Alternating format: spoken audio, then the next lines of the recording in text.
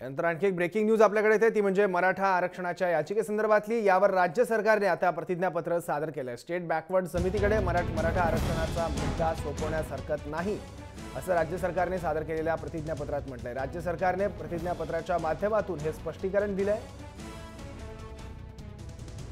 State backward समिती जी आहे त्यांच्याकडे मराठा आरक्षणाचा मुद्दा सोपवण्यास हरकत नाही असं राज्य सरकारने म्हटलंय।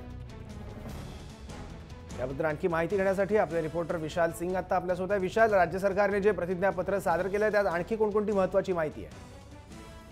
सर, आपण बघाल जी मागची सुनावणी झाली होती ती त्यावेळी सरकारने कोर्टाचा म्हटलं होतं की हा संपूर्ण प्रकरण आम्ही बॅकवर्डमध्ये पाठवण्यास तयार आहोत, पण कोर्टाने लेखी स्वरूपात मागितला होता। म्हणून आज राज्य सरकारने एक प्रतिज्ञापत्र सादर केलं आहे। त्यामुळे असं स्पष्ट केलं आहे की हा संपूर्ण विषय जो मराठा आरक्षण प्रकरण आहे तो आम्ही बॅकवर्डमध्ये पाठवायला तयार आहोत। तर ह्या वर्षी पुढील सुनावणी 27 एप्रिलला होणार आहे। 27 एप्रिलला जे इतर विरुद्ध पक्ष आहेत, जे पिटिशनर आहेत, त्यांनाही त्यांचा स्टे फाईल करावा लागणार आहे की नेमका ह्याच्यामध्ये त्यांचा मत काय आहे।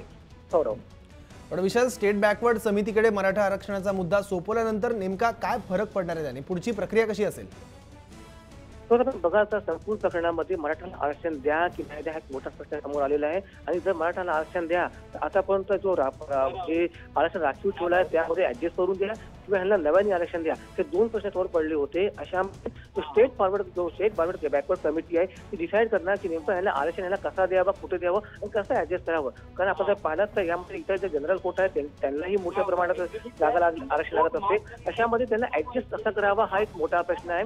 आणि जे पिटिशनर त्यांचं मत असं आहे की कोणालाही आपण कोणताही त्रास न देता कुठला हलवतानाही आम्हाला आरक्षण द्या। अशामध्ये मोठा प्रश्न हाच पडला आहे की मराठाला आरक्षण आपण कसा द्यावा, नेमकं किती टक्केवारी द्यावा आणि ज्यामुळे इतरांना कोणता त्रास होऊ नये।